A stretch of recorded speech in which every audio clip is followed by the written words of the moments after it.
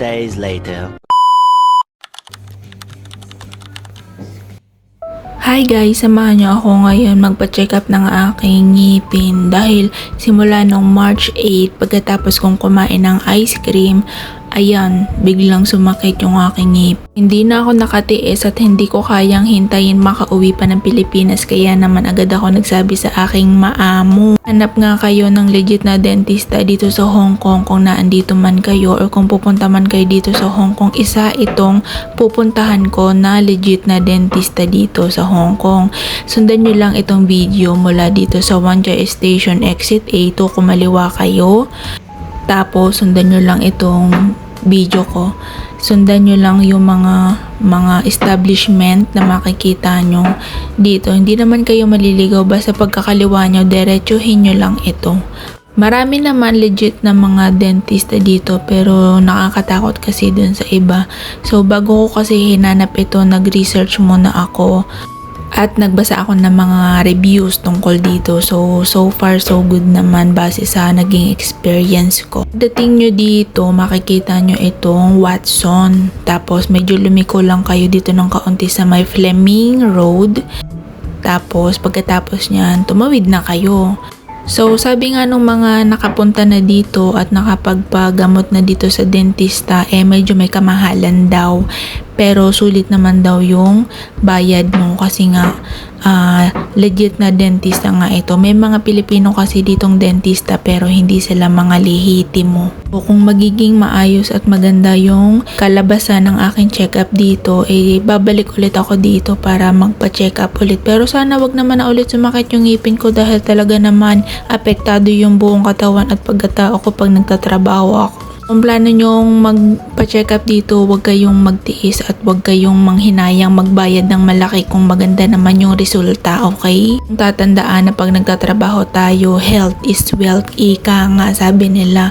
So nakatawid na kayo ng Watson, diretsuhin nyo naman ito. Medyo lumiko lang ako ng kaunti dito sa may Watson. Tapos may matatanaw kayo ditong pagupita. Nung unang punta ko kasi dito naligaw ako.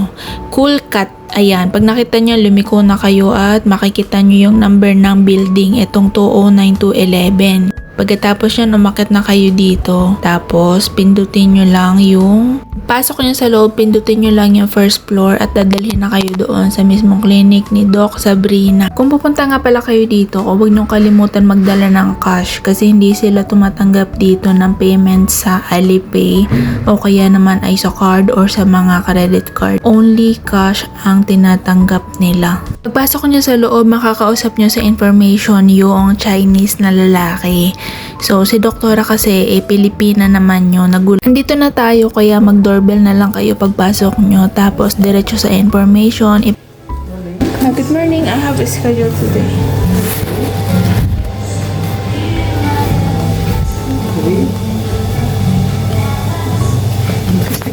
Okay, thank you. Sa unang visit nyo nga dito, ay kailangan dala nyo yung inyong Hong Kong ID at meron sa inyong papipirmahan para magkaroon kayo ng record sa kanila. Para kung sakaling bumalik man kayo dito ulit, meron na kayong record tapos bibigyan nila kayo ng card. At yung number ng card na yun ang hahanapin nila sa inyo for reference na may record na kayo sa kanila. Ang ganda din talaga ng kanilang comfort room dito at may maayos na mga gamit. So, maayos talaga to nahanap kong clinic na ito. Kaya ako sa inyo. Subukan nyo dito. So, sa part na to natapos na nga akong bunutan ni Doc ng ugat.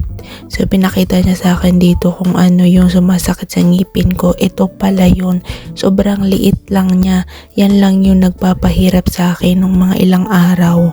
At yan din yung babayaran natin ng napakamahal dito. Ito yung tinatawag nilang RCT treatment or yung root canal treatment.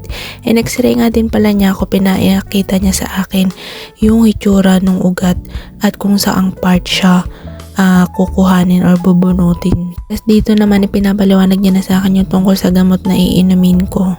Kaya naman ina-record ko yan kasi hindi ko lahat yan matatandaan.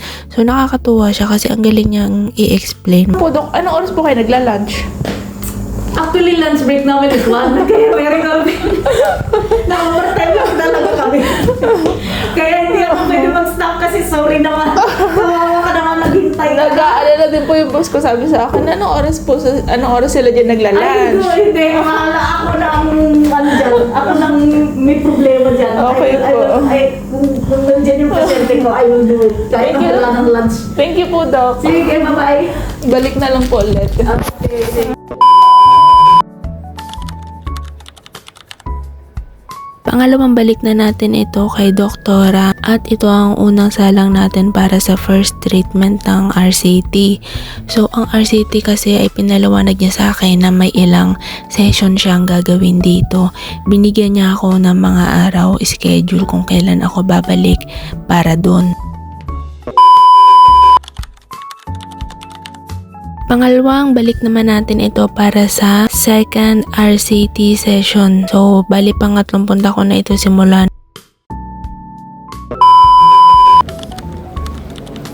Balik ulit tayo para sa pangatlong session ng ating RCT. So, nakakatuwa talaga yun si Doc kasi ipinapaliwanag niya ng maayos at may linaw yung procedure. So, sa kada punta ko kasi doon, lilinisin niya ng maigi yung pinakaloob na pinagtanggalan ng ugat. Tapos, pagka nalinis yun, lalagyan niya ng pinakagamot para maghilom yung pinagtanggalan ng ugat. Kasi masakit yung pagkakatanggal niya sa akin. And then, yung sa last part naman noon, doon na niya yun sasarahan. So, ganun sa akin. And then, yung sa last part naman noon, doon na niya yun sasarahan. So, ganun yung procedure nitong RCT. And ito yung unang beses na nasubukan ko ito. Hindi ko nga alam na may nag-i-exist pala na ganito klase ng treatment para sa mga ngipin.